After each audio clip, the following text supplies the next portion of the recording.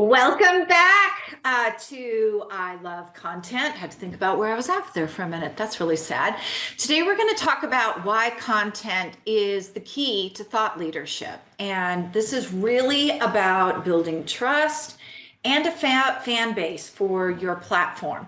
It's really important as we go along to understand that just splashing your book out there without any fan base is probably going to be a futile effort, simply because there's so many new books every year that come out that people are going to have a really hard time finding you.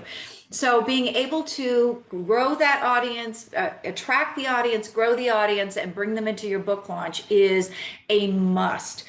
The other really great thing about the trust building is that if people like your book, and even before they get to the book, they might decide that you're their person to buy other products and services from. So really important to build that trust and thought leadership. Of course, I always have trouble with this first slide, getting it going. I don't know what the thing is. So your goal here is strategic visibility.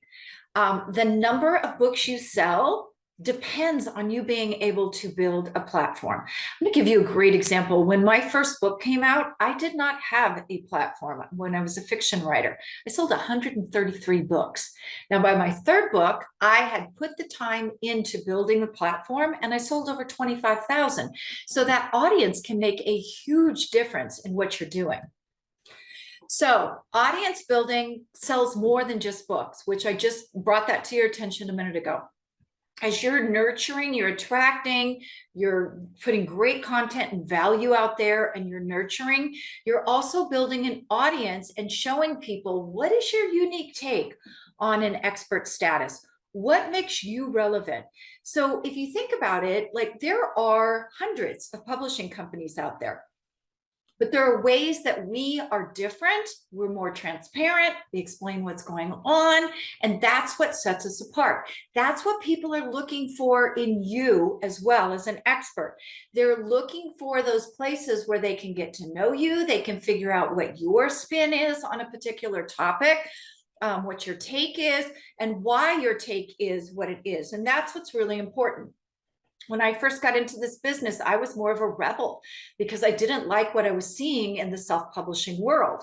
Now, that made a huge difference because people started realizing that, oh, I can put that money out. I don't have to let them take part of my profits. Oh, I see what's going on here. I have to build this audience if I want to sell books. Oh, well, maybe self-publishing without a publisher and actually trying to do it myself on Amazon isn't serving me well. So it was that take on how things were done in the industry that really brought us the business, because we were taking a different approach to it. So your expert status has to be a combination of your valuable information and authentically being you, because that's the other reason people hire you or they follow you. Remember when we did the why they buy? That is a really important piece of it. How does your personality mesh? Who are you talking to? So it's really about sharing the information that makes you an expert, sharing it in a way that people understand and they find valuable. So that might mean that you give some tips and tricks. That might mean that you give them the whole shebang. Because here's the thing that people don't realize when they do this pushback on content. They tend to say, well, if I tell them how to do this, then they won't need to buy my book or they won't need to buy my program, product, or service. The truth is that there's only about 5% of the people out there who will even bother to pick it up and try. So being able to share that valuable information just puts you out there as an expert. But those people that pick it up will pick it up. The people who don't probably never will, or they'll try to do it themselves. They'll get frustrated and they'll hire you. So it's really important that you do share that valuable information. It's also important that you share yourself, because as we found from the why they buy, that's part of why they buy, is because for the most part, their style matches your style. So immediately they feel that connection. Oh, if I'm an action person, I want to work with an action person. So that's another reason why it's so important to authentically share yourself, because you don't want everybody as an audience doesn't serve you. Remember I told you about, there's that little group, the K's and the N's, that not the K's, the K's that I don't work well with from Bing. So really super important to be connecting with the right people. Also, being able to share that valuable information without being salesy. Just give it away. Freely give. Nobody likes someone who sells to them all the time. And then the other part of that is that's really hard, and we see this with the press releases all the time. When we do a press release, we want an authentic, original quote from you, because you are a thought leader. And what the hardest part of that is you guys coming up with a quote. Some people that have been practicing this for a while will come up with one very intuitively and it'll be great. Others have to work on it. And that's the result of not understanding that you are a thought leader and having those quotes available. A lot of people are too busy sharing other people's quotes, and that doesn't serve them. So your top goal is engagement. You want to be able to put things out there that people consume, they engage, and that's going to take a while, because think about this as a relationship. The first time you see somebody or you meet somebody, you don't go all in. You're kind of like sitting back, getting to know them, finding out if you can trust them. It's the same with your social media. It's the same with all of your content. People in this process expect instant gratification. And I have to be honest, that's mostly because the influencers out there are telling them how easy it is. You look at someone like Jack Canfield, and Jack Canfield has this huge audience. He didn't build that in a day.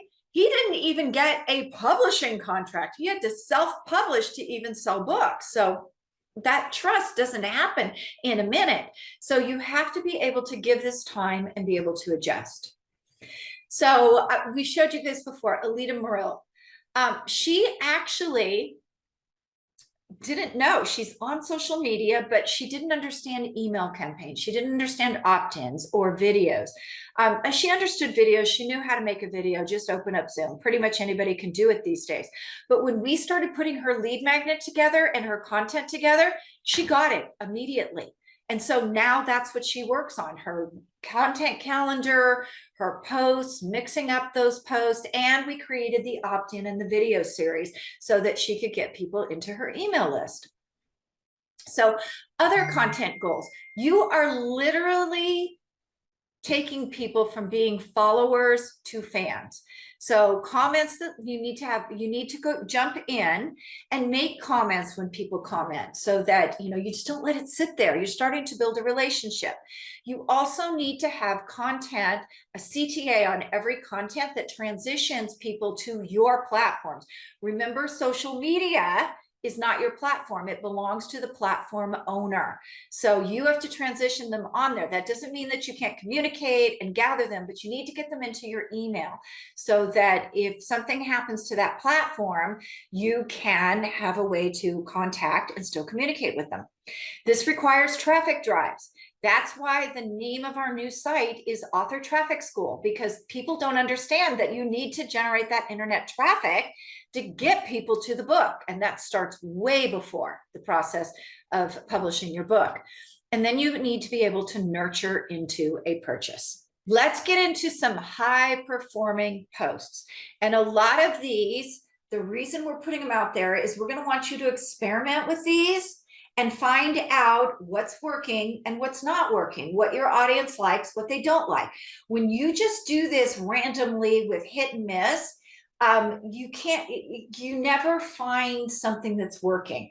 So when we start to look at the analytics and trying different things and seeing what the engagement looks like, once we figure out how our audience likes to engage, now we can replicate that. And that's exciting. That exponentially builds your platform.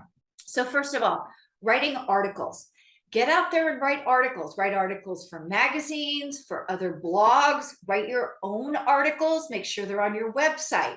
Because if you're leading people back to your website to read an article, you're creating SEO of your own, especially if you're doing it on a weekly basis like you should be. Also, you can use LinkedIn newsletter and put some of that content out there. We don't have a complicated process with it. We literally take our podcast every week, we write a paragraph or two, that's our LinkedIn newsletter, and we link to the podcast so they can get more. And we actually link to the podcast back on our website. Why do we do that? We do that because the way our podcast is built on our website, there is an article. So now we've just provided that content in a way that people who are readers can read. We are doing it in video. So those people that are video people, it's right there. They can use the video. Or if they're just listeners, they can listen to the podcast from there as well. So we're not only creating SEO for our site, but we are hitting all of the learning modalities as well. So there's nobody left behind. Visual quotes, put together in stylized graphics. Now, we used Elizabeth Gilbert's here. Ideally, you would put together your own and put them out there since you are a thought leader. Video is, in 2022, video was consumed 85% of the time on the internet. So it really does help you to connect with that modality. So even if you have to open up Zoom and put together a training or just a short video or a podcast, whatever it is, have video available. Now, if you're over on LinkedIn, remember, they don't like anything that's longer than 10 minutes. That is exactly why with the LinkedIn newsletter, we have a couple paragraphs and we link to the video that's over on our site. Because if we actually took the podcast video and uploaded it, which is usually 20 to 30 minutes, LinkedIn wouldn't like it. They might not even show it. So be sure and create that link so you're creating your own SEO. Polls on social media are really powerful tools. It's a couple ways you can use them. Most social media platforms have their own polls that you can create right from the post now. I know we've done one on LinkedIn. They're a little bit limited. You can also create a quiz, which is an opt-in. I prefer that one.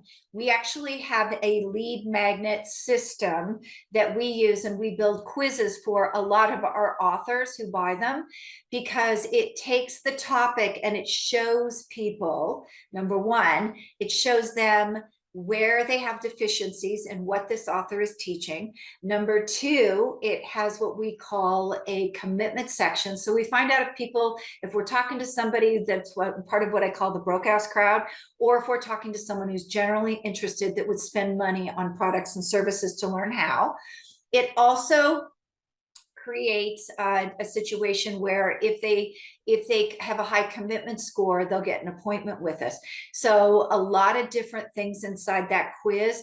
And the reason we love that quiz is because it's win-win. If you've ever seen some of those quizzes that you've taken, you can tell all it is leading people to an appointment with you. This is so much more because it gives them valuable information. There's no, you're a wacky wizard at the end, please schedule an appointment with me, which is useless. So trends, you're an expert. So share some of the trends in your area of expertise and give an opinion. So that might mean, let's say, I'm going to give you a great example, Carrie Schell. Carrie Schell just put out her book, The 30-Day Gray Drinking Reset. The Gray Drinking Reset is a book that allows people to reset their drinking. Let's get rid of the drinking if you're drinking too much. So what we did was on Epic Times, there was an article which I shared with her. She went over, she put it on social media and she commented on it. You know, what a timely article. I love teaching and helping people overcome their problem with drinking too much. So she gave an opinion on the area of expertise. She added to it. You might also, and I've done this several times, I'll see an article about publishing that it's like, whoa, that is way off. So I will share it and say, there are some points in this article that are really great, but I highly disagree with these points, and here's why. You're the expert. Act like an expert. Sharing other people's content.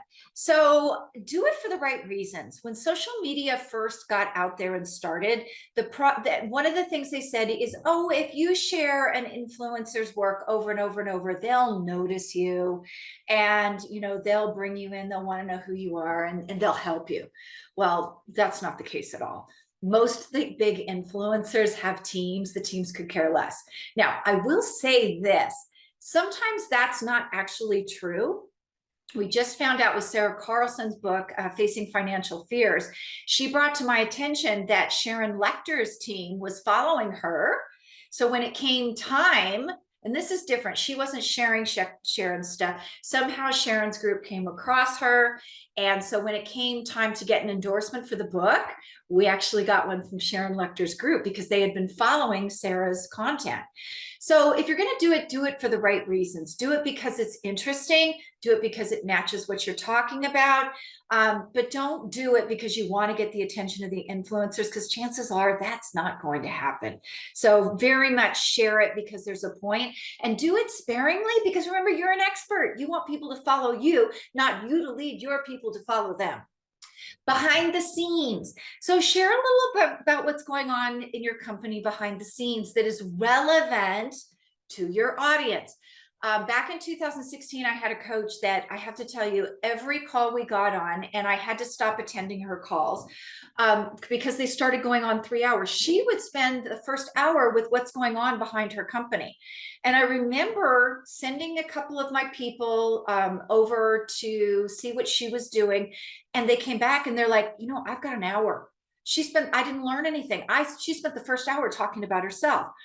So share what's behind the scenes, but share it in a way that it will help people. Now, what I have here, what I did on my summer vacation, this was kind of a cool episode of our podcast because we got an internship from San Diego College or an intern, and she spent the summer with us. So we actually did a whole podcast where we talked about what she learned about book development, about platform building and publishing in that summer that she didn't know before. And I think for a beginner to jump in and learn all this was really helpful for our audience. And it was kind of a fun episode too, because, she was a little bit shy. She's like, oh, wow, if I want to be an author, I'm going to have to get out here and do this. And I'm finding myself being really shy on your show right now. So share that stuff going on behind the scenes. I personally like to share failures, not because I don't like myself, but because I tend to look at things and I'll say, okay, I'll give that a try. And if I fail, I love to share why it failed so that it shortcuts other authors' journeys. And sometimes people might try it just because I failed at it, because they see something that I didn't. So good on them. Okay, brand milestones. It's always great to share successes and share failures. I just shared about why you should share the failures, but if you look here, the Domino Diet. This is Carrie Cassell, who is a wealth of health expert. She's a dietitian in Canada who has an amazing practice. Her book, she shared with her audience a milestone. Her book was coming out, but she shared along the way too, as she created programs, products, services. And her book, by the way, if you're looking for a diet book that is meaningful, that this is one of the most meaningful. She has a great sense of humor, and it comes through. It's not just a boring eat this, eat that. She actually shares some really great stuff. One of the things I learned, by the way, your body renews itself every 120 days. So I actually, while I was working with her, I quit sugar. And believe me, I would stand on a street corner for sugar. I hate to say that, but I gave it up for 120 days because of that, because I just wanted to test it. So highlight clients. This is something we do a lot. When you promote other people, a lot of times they are willing to refer business back to you. So you can see we highlight clients all the time. We do it on the podcast. We do it through our magazine. We do it through posts. We want to bring visibility to the people who have come to us for services. So highlight clients, highlight movers and shakers in the business. Don't be all about you, because at the end of the day, nobody really cares about you. I know that sounds awful, but they care about what you teach. They care about learning. They love it when they see results. So, share as much as you can and highlight your clients. Give them some visibility too. Unless, of course, you're doing something like we've had a couple clients, Peggy Matheson is one, who work with trauma. Obviously, you can't share that. So, if you can share and if you can't share. But there are some professions where it's just not possible. Memes, again, make the memes, but use them sparingly and make your own. So this should say something that Juliet Clark would say, but when you make it, don't rely on doing this all the time. You really need to mix it up here. That's why I'm saying try different things and mix it up on your content calendar. We never have the same thing on our content calendar. We share, we do, but we share it in different formats. So we have that LinkedIn newsletter we share. We have the podcast that we share. So audio, video, written. We share the magazine articles. So we have an abundance of things we share. Sometimes we'll throw in new books that we share. So we really try to fix it up so our audience doesn't get bored. Rants. So rants are good things too. Use them sparingly. I made my business on rants, I have to say, where I really dug into the self-publishing industry. And I back when I started, the self-publishing industry was brand new and the traditional industry was still bad-mouthing it. Now, these days, you have to wonder why you just don't pay to have your book published, because the traditional publishers aren't going to promote your book. That's why they want you to bring so many followers to the table. So it's really important when you do a rant that you don't want to come off as, like the angry old cat lady. You definitely don't. So it can't be all the time, but every once in a while, and I know I did one recently, Mark Hirschberg sent me an article and I did a little rant about the article. So, this is why I disagree with this. And this is a big misconception in the publishing industry. And I just want to give you the other side of it. So that might be a rant. I did more serious rants back in the day, but don't do it all the time. You just look angry. But every once in a while, like if something triggers you that's going on, you see an article or you see a video, comment, do your own little rant. Comment on current events. If there's something relevant and current that impacts your field, definitely comment on it. Share it, comment. When we work with our media specialist, Jackie Jordan, those would be called sound bites. Sound bites are those pieces of our platform that we pick up and we write to get on TV or radio. So when Jackie puts out a query, like let's say Newsmax is looking for someone to come on for 3 minutes to talk about XYZ, you submit those sound bites to Jackie. Jackie submits them to the reporter or news outlet that is looking for that area of expertise, and then they choose. So that's why you should be up on current events in your area of expertise as well. Always have a call to action. You need to put out breadcrumbs and lead people to your funnel or where they need to go next with as few clicks as possible. That's why you should have a call to action on every single piece of content you produce, whether it's leading them to a podcast, whether it's leading them to an opt-in, whether it's leading them to a course. We actually tell people when they're email marketing to always have a PS. Lead those breadcrumbs to people, for people to follow on the platforms that they're comfortable with, not the ones you're comfortable with. So, if they're a LinkedIn person, make sure you have a place on LinkedIn that you can lead them to.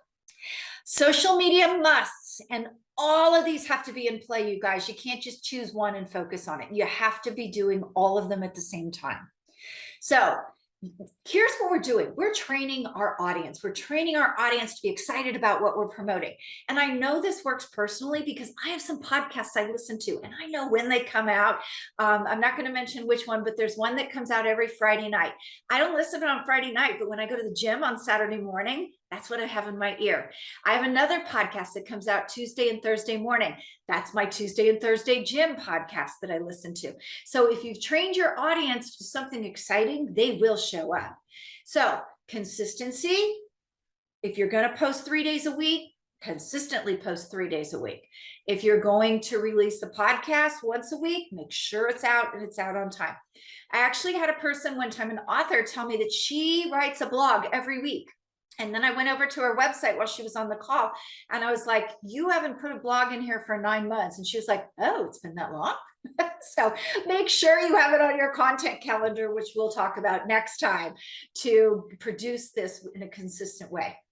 The next thing is you must monitor. So you need to keep going back and monitoring the posts. So if people engage, you can engage back with them. That's super important. You're just not putting it there and then being silent. The purpose is to get them into a relationship with you. The third is analysis. You need to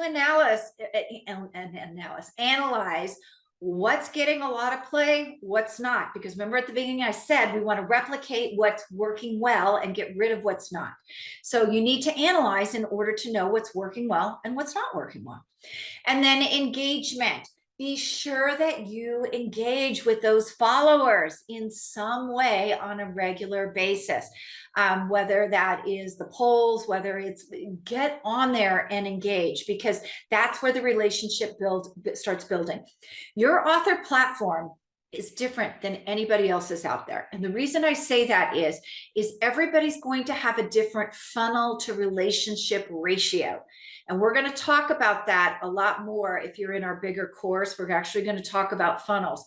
You want to be able to attract people with the funnel, but get them into a relationship with you, a personal relationship, because we are all better in person. And that's where the trust begins. And I'm going to give you a great example. Online dating. You don't fall in love with someone online emailing back and forth. It's when you meet them in person, you find out if they're trustworthy, you take the next steps with them. It's sort of the same here. It's just like dating. So the consistency, how many days a week? What kind of content? How are you going to present that? Remember, I talked about the 3 learning modalities. One of the things that happens with social media posts and content is people start thinking over and over, I have to reinvent the wheel every time. You don't have to. You can repurpose content in a lot of different ways. And I'm going to give you an example of how we do that. We actually record our podcast. It's on Zoom. We upload it. It comes out in a blog. It goes to all the podcasts, so audio. Then it goes to Roku, Apple, and YouTube. So Roku and Apple TV, YouTube. So there's one iteration. Then we take some of those articles and we put them in the magazine. We have them repurposed in a lot of different ways so that people can consume it. Or maybe if they miss something in one place, they can pick up something in another. Okay, engagement. Make sure there's engagement. And all of this consistency, by the way, starts with the content calendar. That content calendar is the piece that keeps you on track and knowing that you're doing what you said you were going to do. It keeps you on commitment. Call to action. All right, so remember I told you that the person who owns your audience on a social media platform, it's not you. Facebook is owned by Mark Zuckerberg. It's been proven in the past. He changes an algorithm, you could lose years of audience building. So it's very important for you to transition people from social media into the platforms you do own, like your email list. So you want to make sure that you always have a call to action on every single piece of content so that your audience is not only growing on a social media platform, but it's growing on your email list as well. So how do you do that? Have a lead magnet mix. So you need at least 4 lead magnets. You don't want to exhaust people with just one lead magnet. So to give you an example, I'm just telling you about 2 of them we have here. We have the What is Your Strategy? A strategy evaluation quiz, but we also have Breakthrough Author Magazine. So what this would do, probably the quiz would be a more cerebral exercise. Let's find out where we're at. And we make it a 2 to 3 minute experience. And we do that because nobody has attention span these days.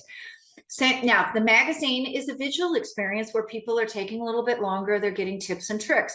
So have something or have a couple that are different ways of communicating. Alita, that I showed you the testimonial towards the beginning, her first lead magnet that we developed was a video series. And it was a series of 7 videos. They were about 2 minutes a piece on what do you call it? Wellness, escape, mindfulness. So, how to get some inner peace quickly. So have different things like that and different modalities with your lead magnets. Lead magnets don't have to be hard. The biggest, most opted in lead magnet that we ever had as a publishing company was an author platform checklist. No, actually, it was a publishing checklist. And we did like 2,500 in a month. It was literally me making a checklist. I thought it was the stupidest thing I'd ever done. And I couldn't believe how many people grabbed it. So, don't make it hard. It doesn't have to be hard. You're an expert. You have some easy stuff that you can do. I'll give you an example here of why you need content. Leslie Michaels is one of our authors on the Shoulders of Mighty Women. When her book came out, she has a podcast. So a lot of the people that promoted her were her previous podcast guests. So you can build power partnerships along the way with content too. I personally find a podcast is a very powerful way to build power partnerships because I get to meet new people that are guests on my show. So this is really where she built the content portion of her platform, was the podcast. All right, you guys, see you next time.